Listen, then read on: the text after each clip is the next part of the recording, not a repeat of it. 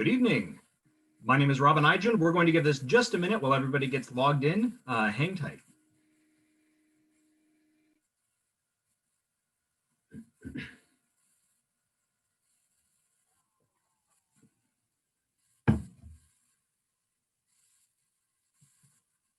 If you're just logging in, we're going to give this about 30 more seconds as all of our participants arrive. Thanks for your patience.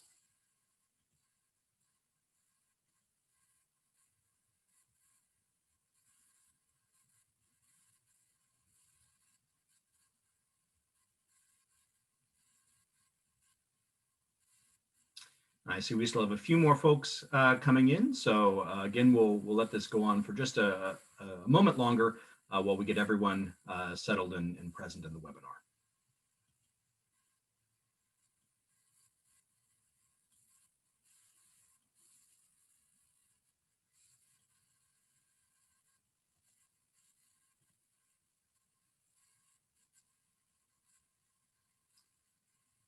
Good evening again, everyone. It looks like our attendee number is still rising, so we'll give it a few more moments.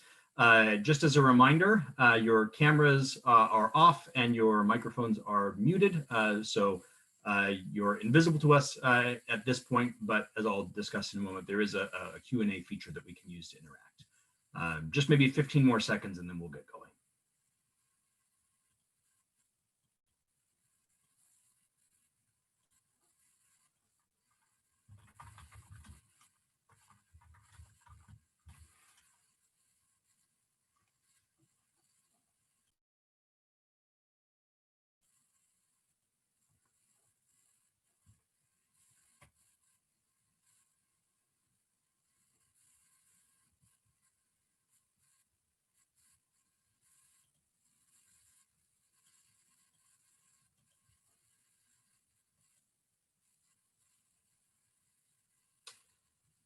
Good evening, everyone, and welcome to University of Puget Sound's Financial Aid Spotlight. My name is Robin Aijian.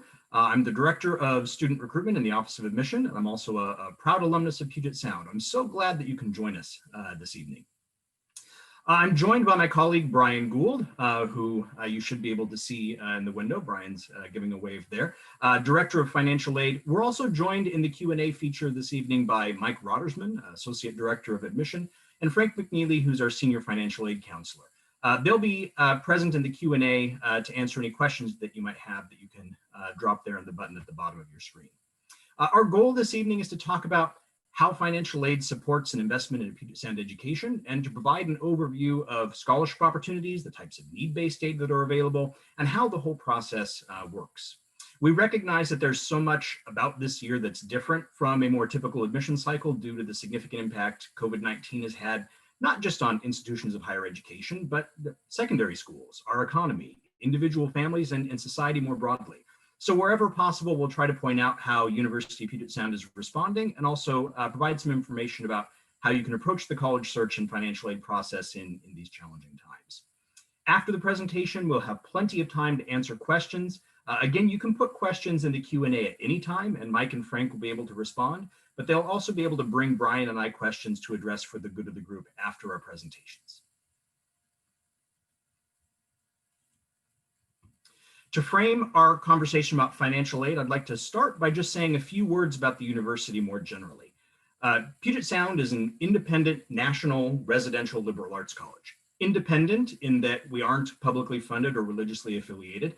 We're our own independent organization. National in that nearly 80% of our students join us from outside Washington state. In a normal year, they'd represent 45 to 47 states and 10 to 15 countries. So geographically, we're quite diverse. And residential.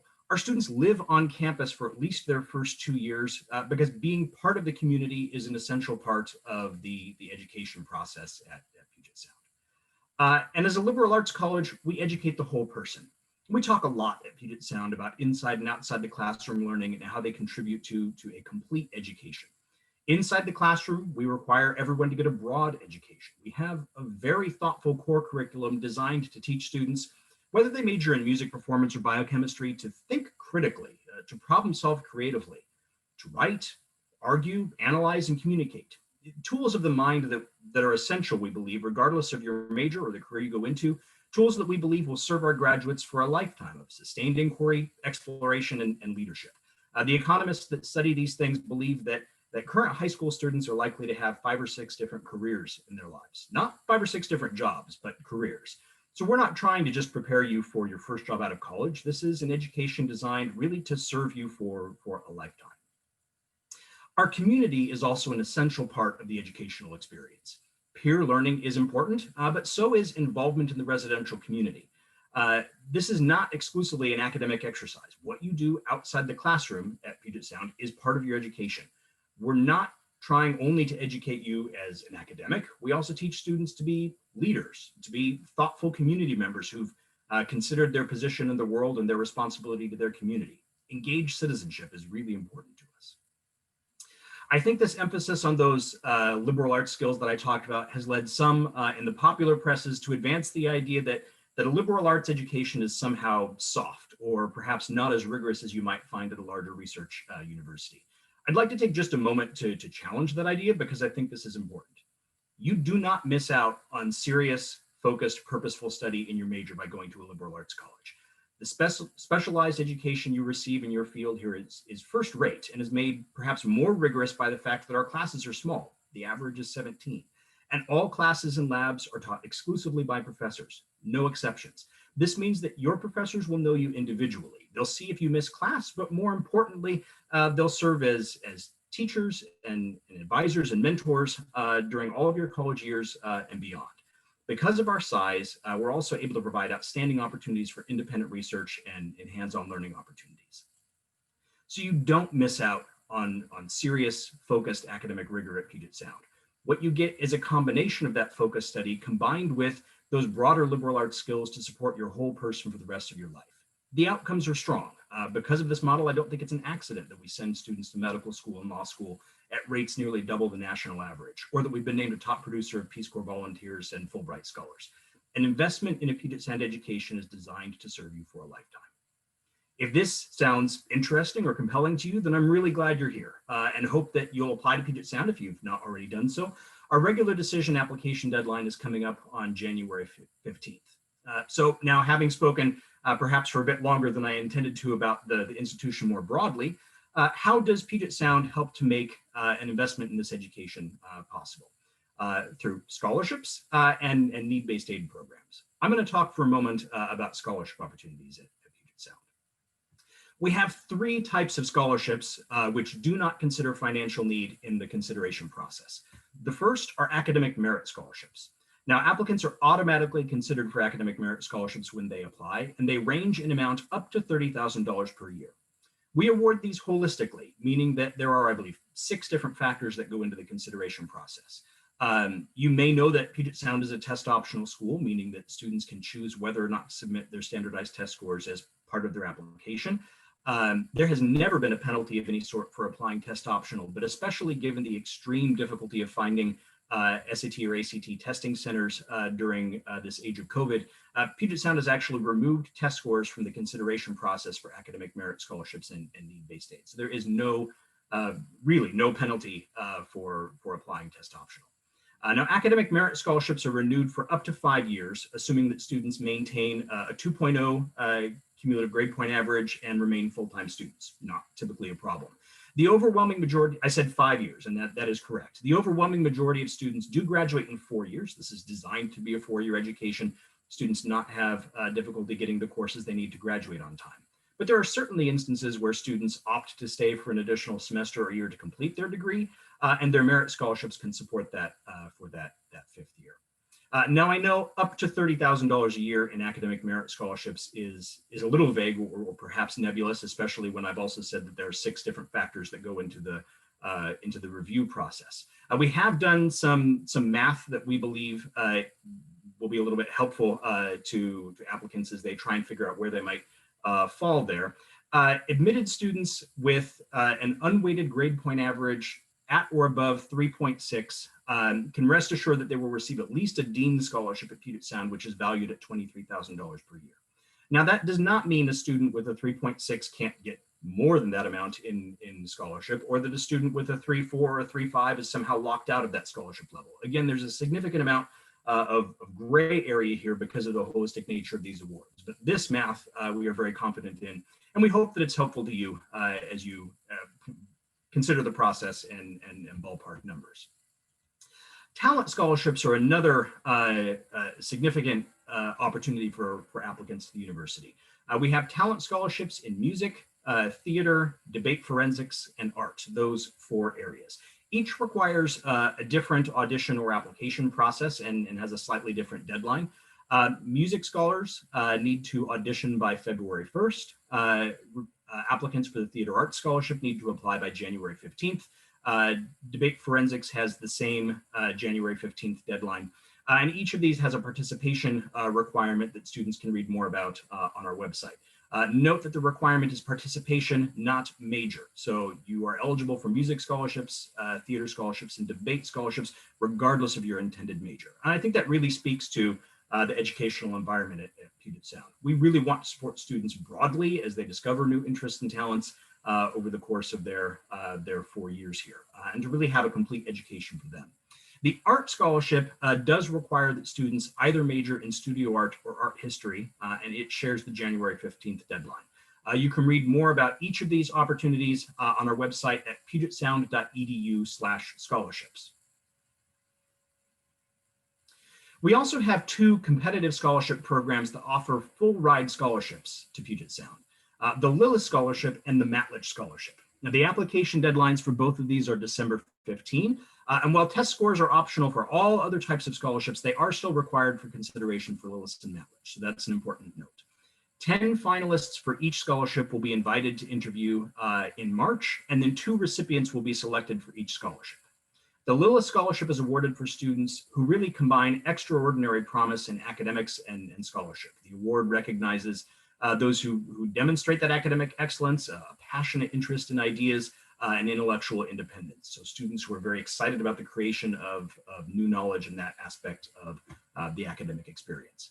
The Matlich Scholarship is awarded for students who demonstrate really a capacity for a life of leadership, sustained personal growth. They continue this legacy of Puget Sound graduates who've undertaken a commitment to really make a difference in the world by becoming leaders and demonstrating that leadership in their community and in their professional and personal lives. Again, there's a wealth of information on our website, and the Lillis and Matlich scholarships are described in detail at pugetsound.edu/scholarships.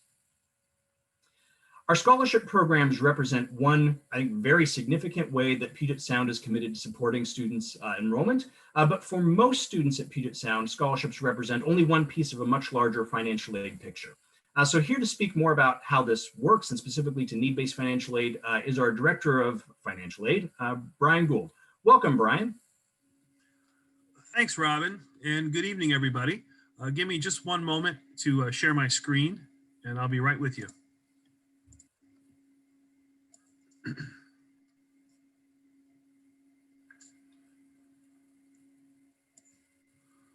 All right, I trust that you can all see my screen there.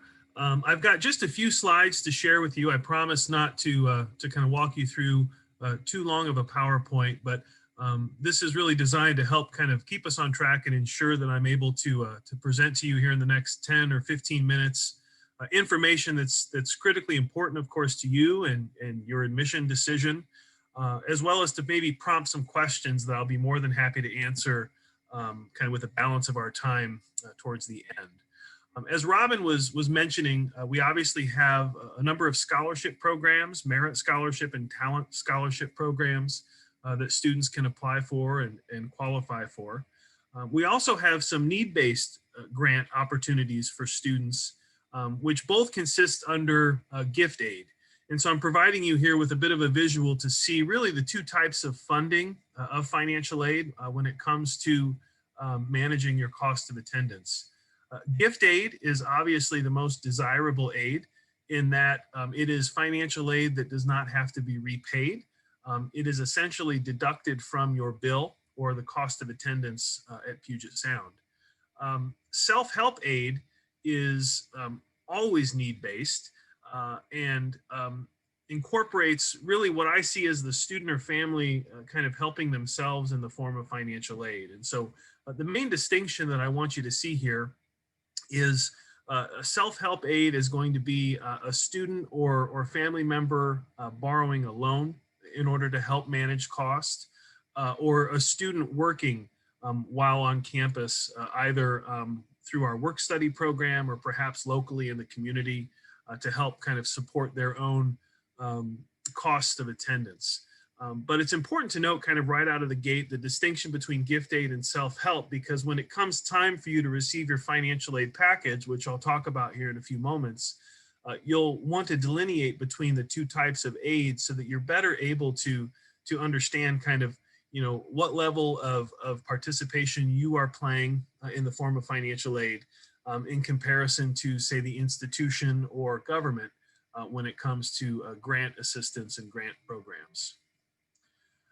Applying for need-based aid is straightforward insofar as there's really only one way to do it at Puget Sound. We require the FAFSA, as all institutions of higher education would require, in order to qualify for federal financial aid and need-based assistance. Some institutions require what's called the CSS profile. And it's important to note, if you're not already familiar, that we do not require that here at Puget Sound. And so that's not an application that you need to be concerned with. It's just the FAFSA that we're asking for you to complete in order to qualify for financial aid.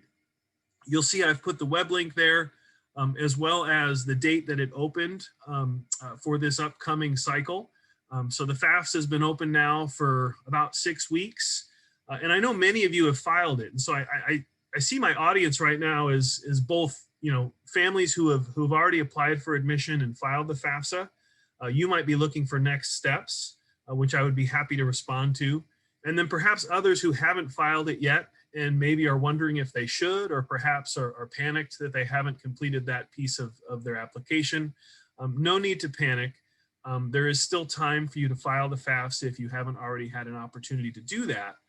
But I do want to encourage you to look at you know, some of our dates and deadlines here as it relates to your admission program.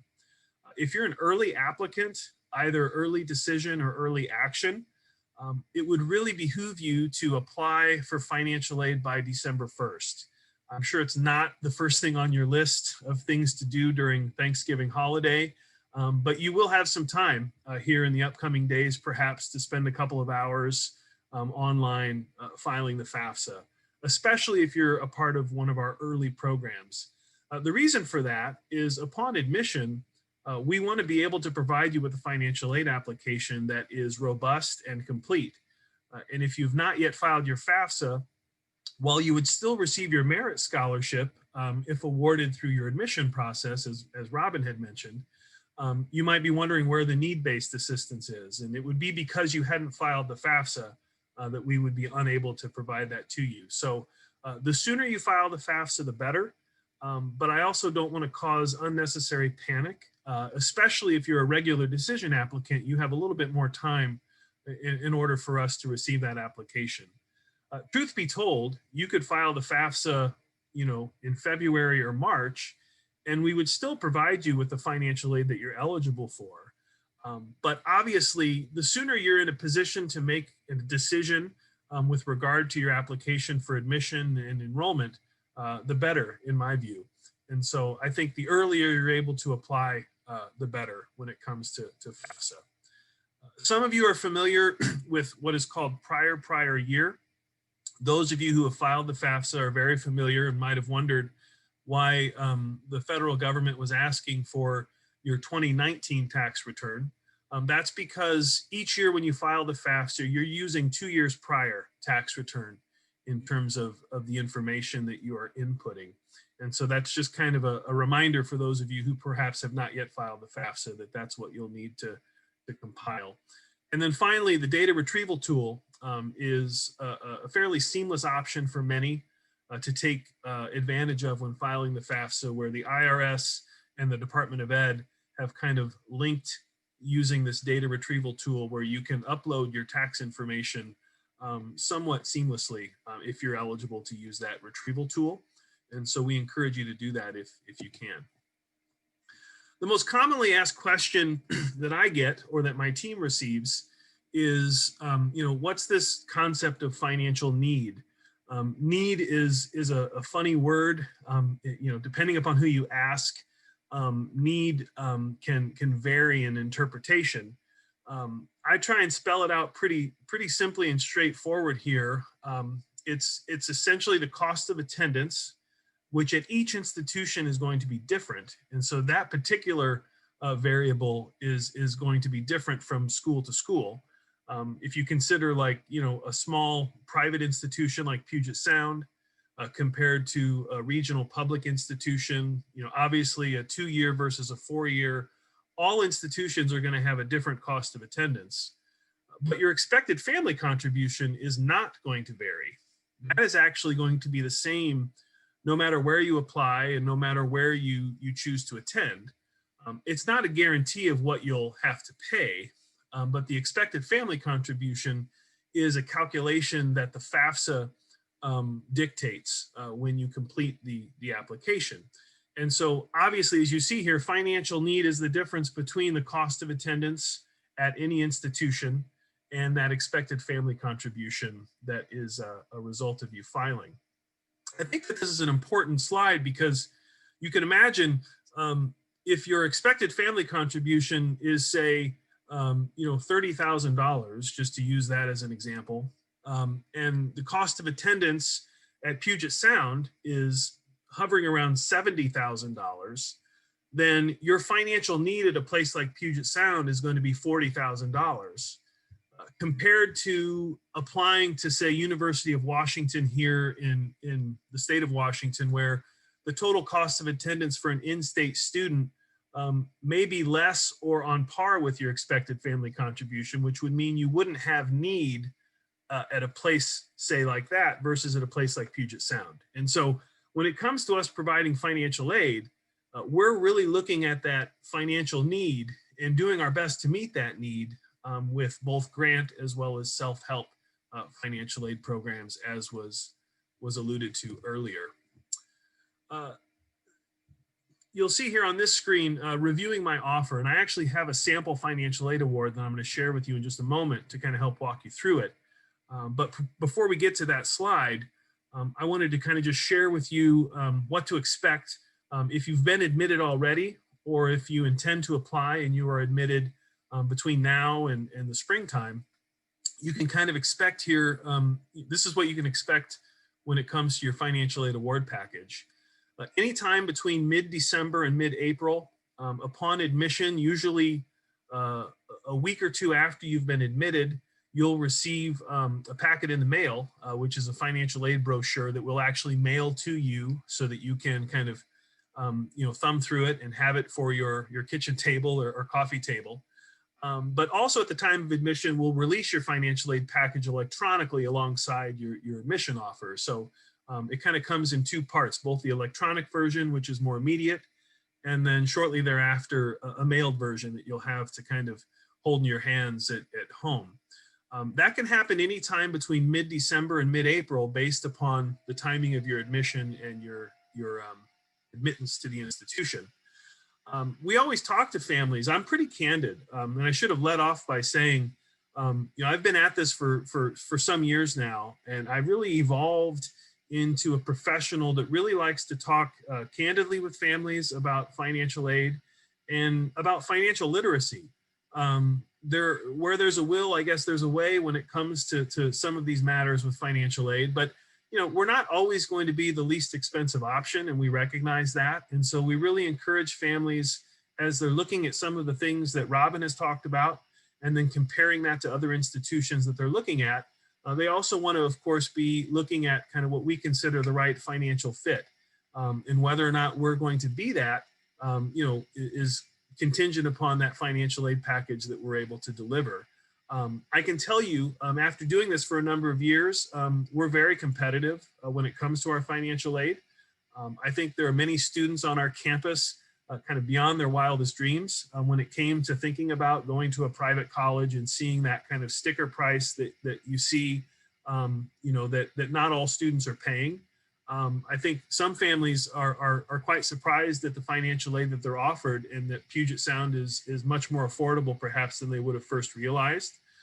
There are other families where we might be out of reach financially, and we certainly want to hear about that. And we want to know what it is that we can do to support you. But it's important to recognize that the decision will be yours financially when it comes to making that final call.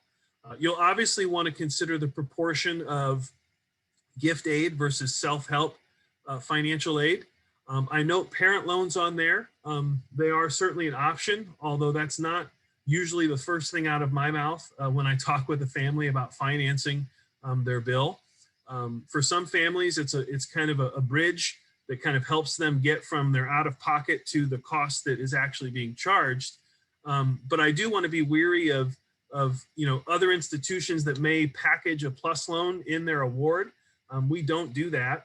And I think it's important to note that that practice sometimes allows the family to feel as if the institution might be less expensive than it ends up being when it comes to the actual amount of loan that's been placed into the financial aid package. Finally, before moving on, I'll just touch on special circumstances.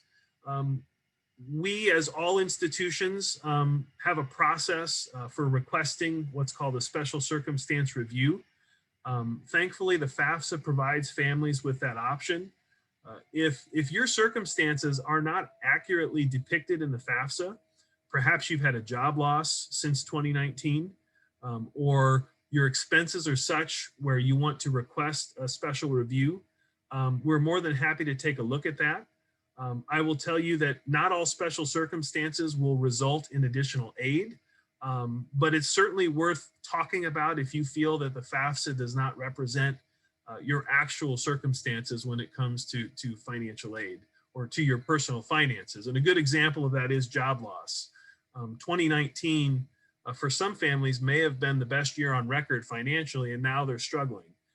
That's something that we would want to hear about so that we can do an additional review and provide you with the most financial aid eligibility that we can. That's different than an appeal, where a financial aid appeal is more of us, it's more of a family asking for reconsideration absent special circumstances. That's something that we are less likely to act on, but we do have a process typically in, come April, we will start reviewing appeals if they are to come in. But I guess I just kind of warn that those are not something that typically make Puget Sound all of a sudden affordable. If we are to entertain an appeal, it's usually in the $1,000 to $2,000 range. And it requires a lot from the family to provide us with evidence that our financial aid is actually missing the mark for one reason or another. Lastly, I did want to share with you just a sample financial aid package. I see I've got just a couple of minutes here, which is just perfect. I think we're right on time. This is a sample financial aid package from Puget Sound to a student that went out last year, as you can see, in late January. And so we're very transparent. We strive to be very transparent. We don't want to fool anybody into enrolling at Puget Sound, especially from a financial standpoint. And so, as you'll see here, there are a number of factors that I just want to point out, and I'm not going to spend too much time here, but if you look at the top right section of the award letter, estimated cost of attendance, that was, or is, I should say, our tuition, room and meals. The total direct cost equals $67,280 for this current year that we're sitting in. And so those would be considered direct costs. And again, these are costs for the year we're in, we're still waiting on our Board of Trustees to approve charges for next year. And so again, I want to be really clear that these are not the charges for the year with which you've applied. But I think they're good for us to use as an example. So direct costs would be what we would charge a student through our student accounts office prior to financial aid being applied.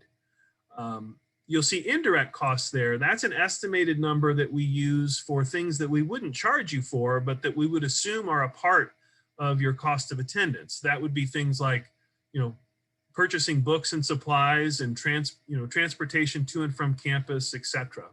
And so those two numbers, the $67,000 figure plus the $4,000 figure, equals your total cost of attendance, which, as you noted, would be here at the top if you were to do this calculation with your expected family contribution. So that's your total cost of attendance.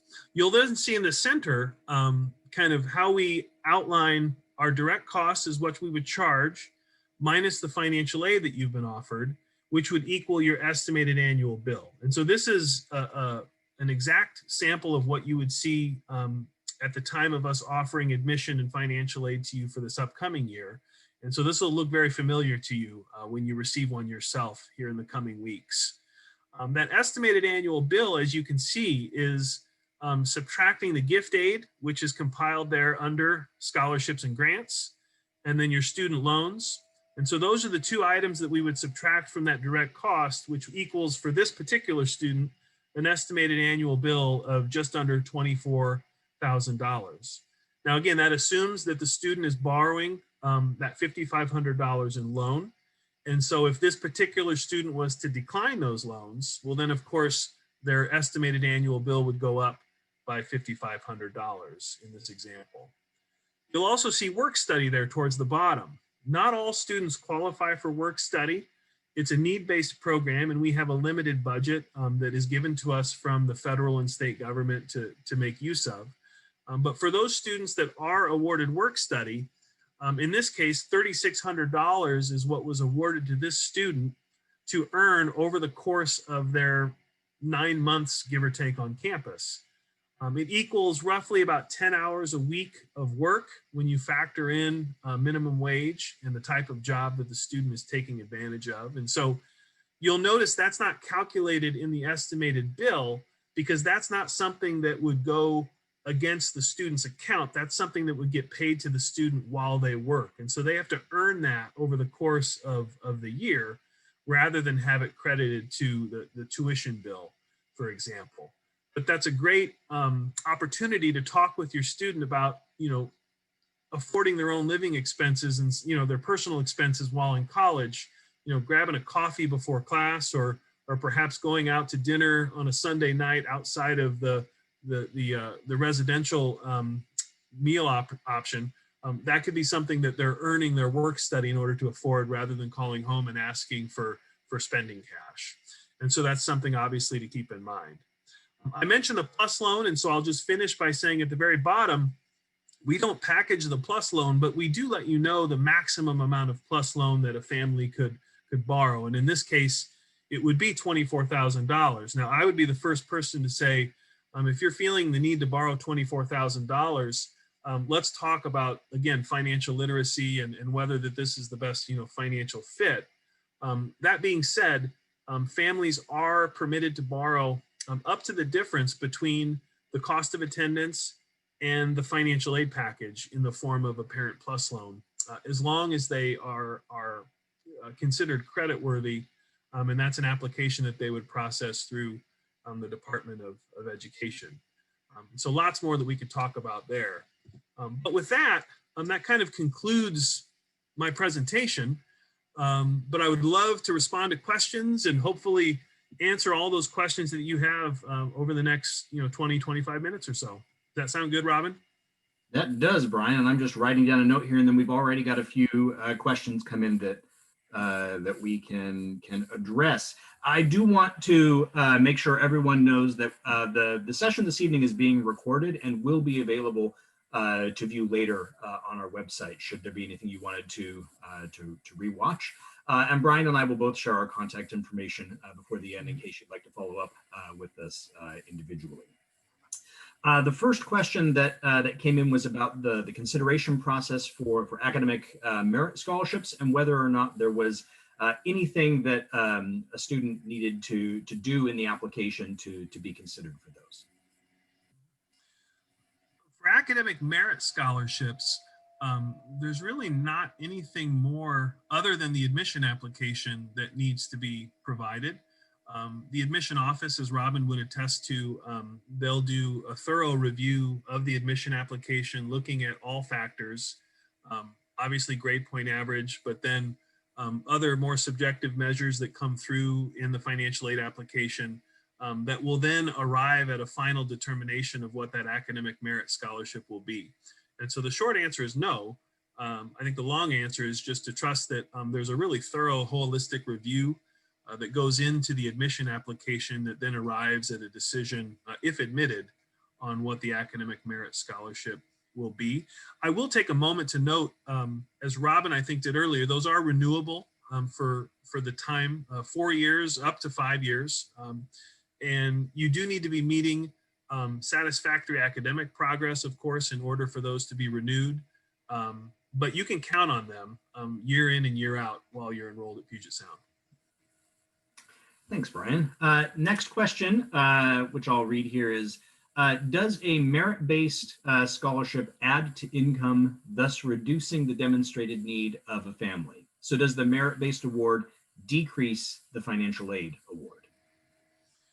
It does not decrease well, it's not included on the FAFSA as something that would ding the family in future years when it comes to their expected family contribution. So I did want to make note of that.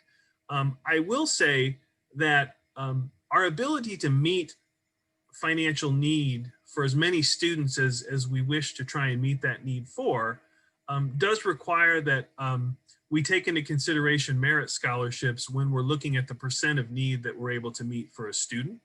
And so it really varies from student to student in the amount of need that a student has. I mean, our highest merit scholarship this upcoming year, I believe, is $30,000 per year. If you have a significant need above and beyond that, you could expect to get, that $30,000 merit scholarship, and then perhaps, another $5,000, $10,000 on top of that in need-based grant assistance. And so it is a combination of effort. I mean, the money is coming from the same bucket, if you will, when it comes to what's called institutional aid. I mean, whether it's a merit scholarship or a Puget Sound need-based grant, it's coming from the same place. And so we do indeed have to budget in such a way that we're not overextending ourselves in financial aid in order for us to kind of meet the most need that we can for the most students. I hope that's clear. And a follow-up question that just came in, one of our participants said that the merit scholarship program seems quite generous. Is this a unique thing to Puget Sound? I would say it's somewhat unique to private institutions in comparison to maybe public institutions. I think each institution kind of varies when it comes to its merit program. I will say that on the high end of our merit scholarship program, I mean, those are outstanding students. I mean, those are students that I would have wished to have been myself when I was in high school. And so, I guess it kind of varies on the student and on the kind of the academic achievement of each student.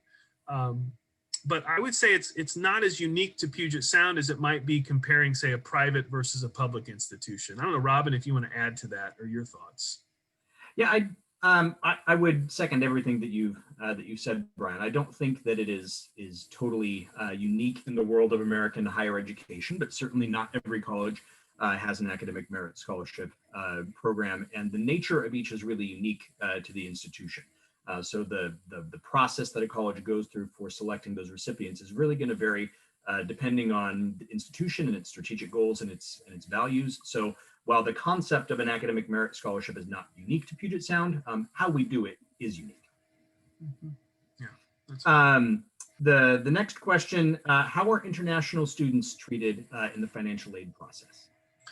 Oh, I'm so glad you asked that because my understanding is we have a few international families that have tuned in for us this evening.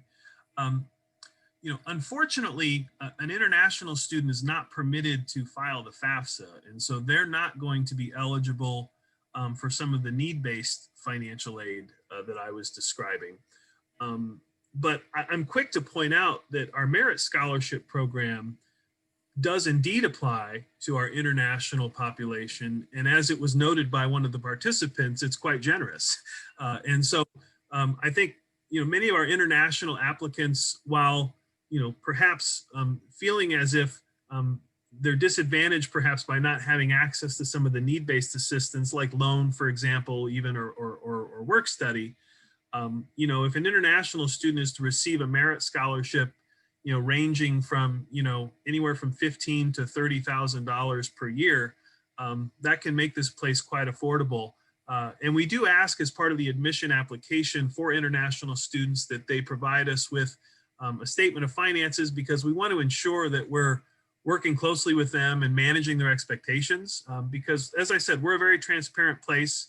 I call it as I see it, and I want to make sure that families know what it is they're getting into. But the good news for international students is that our academic merit scholarship program applies to you just as it would any other student that's applying to Puget Sound.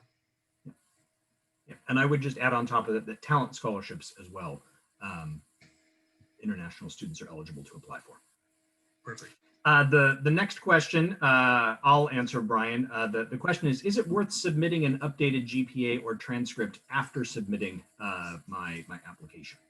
And in general, I'll say a few things. The first is that it's not common for, say, the fall grades from a student's senior year to so profoundly impact their GPA that it's going to swing things wildly one direction or another. And I know that I shared the Dean Scholarship Assurance slide, which said that if you have the 3.6, you're guaranteed at least this level. But remember, there's a tremendous amount of gray area on each side of the 3.6 because these awards are holistically awarded. So generally speaking, I think you don't need to try to slide those fall grades in unless you have a unique situation. And that's a space where I would say that you should contact your admission counselor if you really feel like, you know, for fair consideration of the best vision of who you are as a student, how you've prepared yourself for college, that you need to get those fall grades in. Then I think applying regular decision or waiting to complete your application or reaching out to your admission counselor for guidance on how to stall our review of your application would be the best way to proceed. But in general, I don't think that's usually necessary. And if you'd like to connect with me individually to talk that through, I'd be more than happy to connect. Brian, there's also a question here about how do you request a special circumstance review? Yes, we've got a link on our website. And so if you're to go to pugetsound.edu and then click to the Student Financial Services section, you'll find there special circumstance. There's a link and we have a form that you would want to complete. And you need to do that exclusively at Puget Sound compared to maybe other colleges that you've applied to. You can't just do a kind of a one-size-fits-all special circumstance request. You have to do it with each institution that you've applied to and been admitted to. And so you'll want to be clear, I mean, in kind of, I guess, strategic in those colleges that you're most excited about are the ones that you'll obviously want to be putting forth that effort in doing the special circumstance request. The link is on our website. It's a form that is fairly straightforward where you check a box that relates to you and then provide supporting documentation as needed.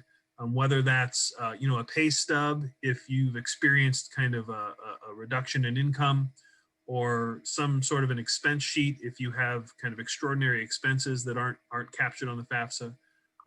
The way in which to do it is to reach out to us or to just go to our website and see that we have a link that you can complete.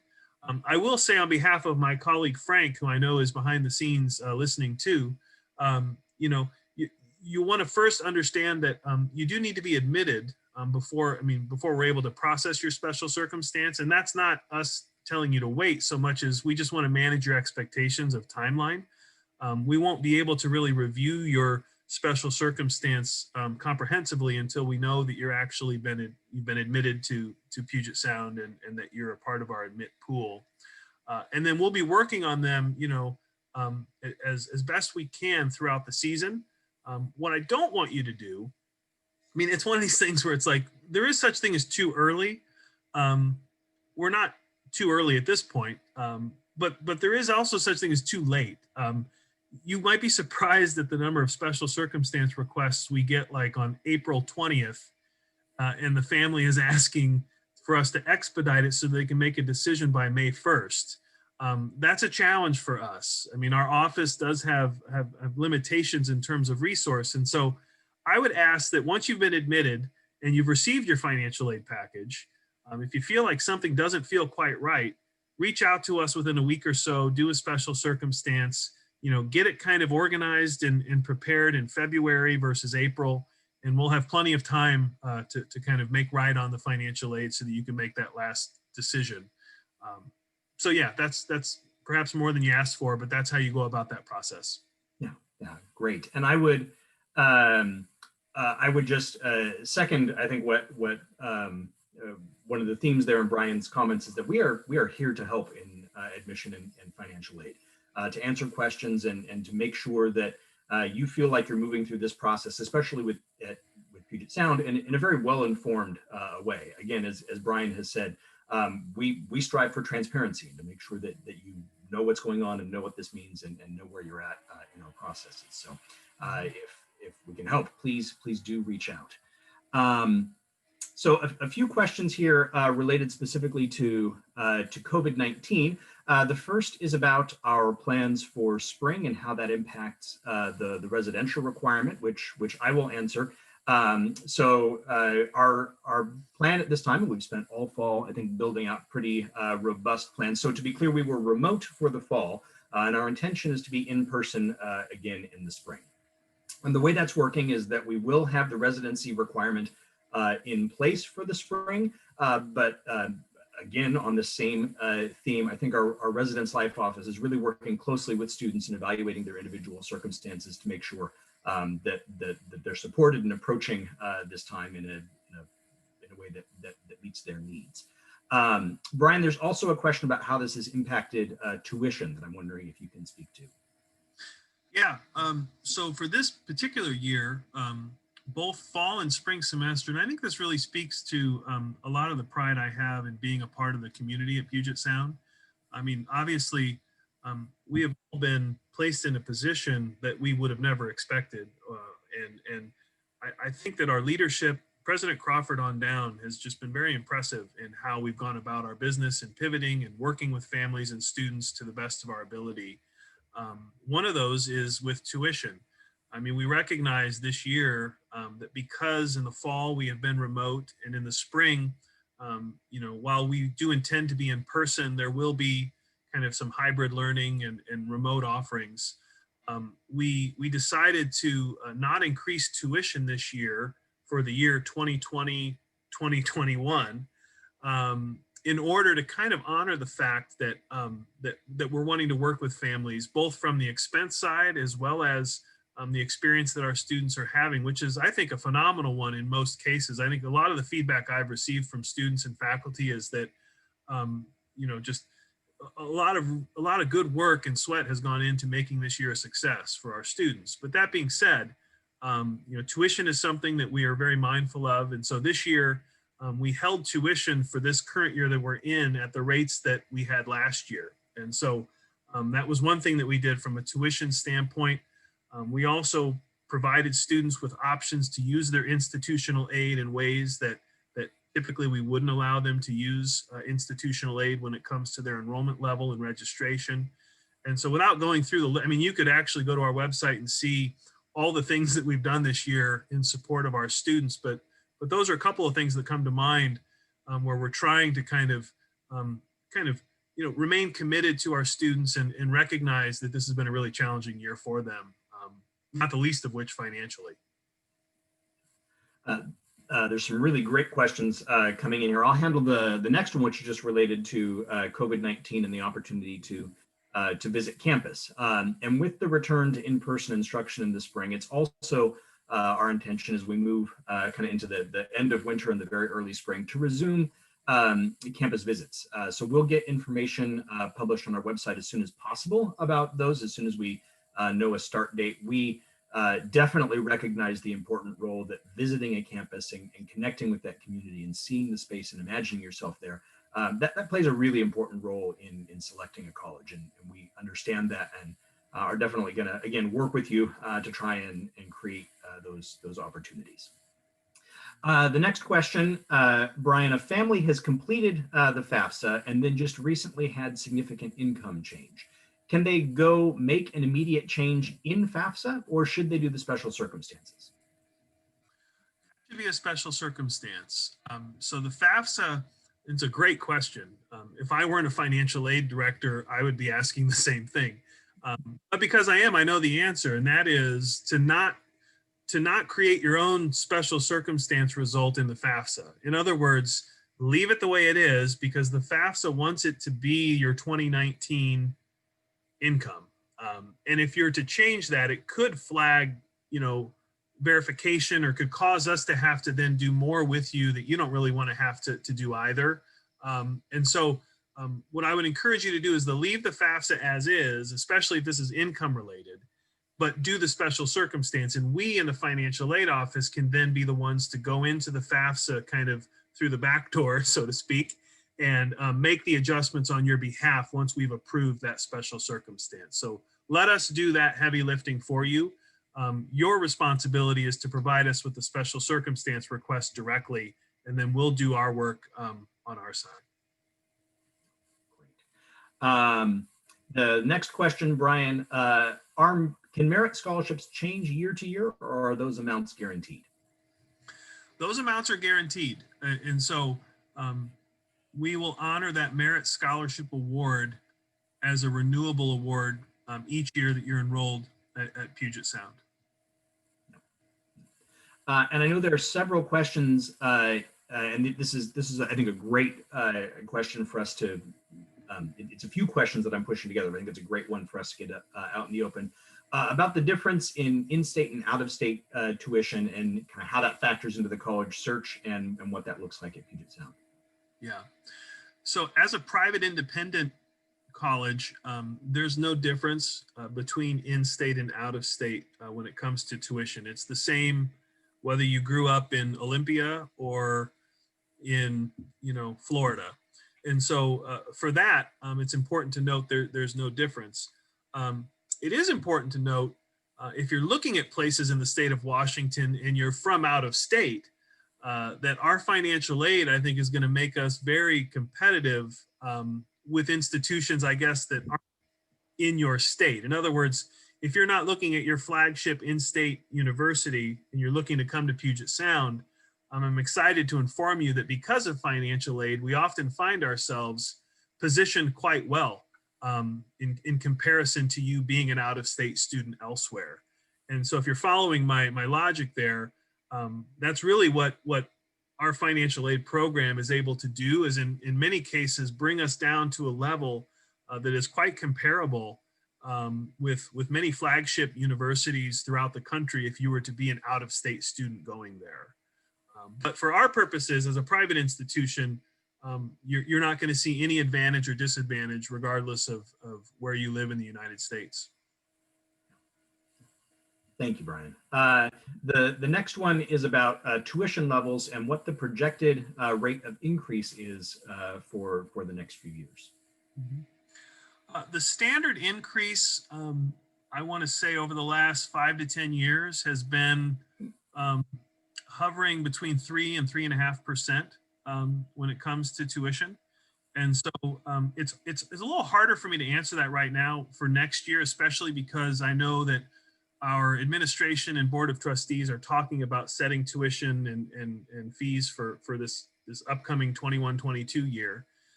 And because this year that we're currently in, there was no increase whatsoever in tuition, it's a little harder for me to comment what percentage we might be looking at for fall 21, because it would essentially be a percentage on top of 2 years ago versus the year that we're in.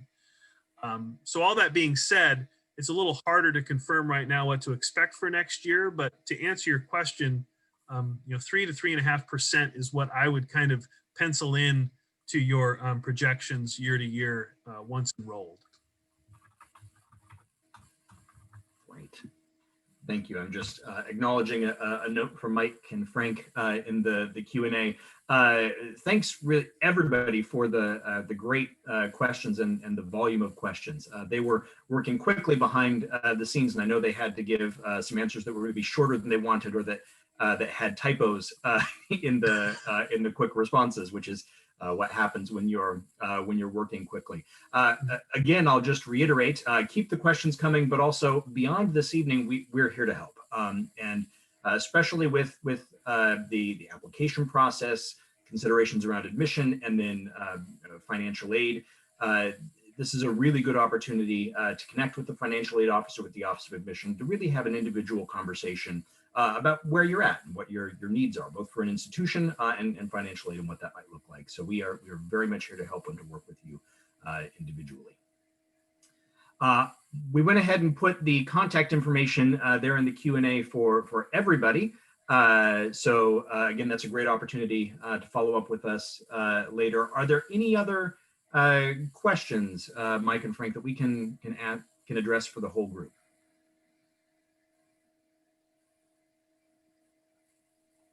Hi guys. No, Robin, you guys, I think we've just finished answering everyone's questions behind the scenes, and I've posted the admission email address and the phone number to the chat. So we would love to hear from everyone. Great. Oh, and it looks like one just came in about considering GPA. So I'll let Mike and Frank tackle that, but just a reminder that University of Puget Sound looks at the unweighted grade point average from your 4 years of high school. So, and if there's more that you'd like to drop in there, we'd be happy to answer that. So we'll hang out for just a moment longer, but this I think represents the end of the session. So thank you so much for attending again. Our contact information is in the Q&A, and this session will be available online to view again in the future. So my thanks to Bryan and Frank and Mike, and thanks everyone for attending. I wish you all the best in your college search process. Good night, everyone.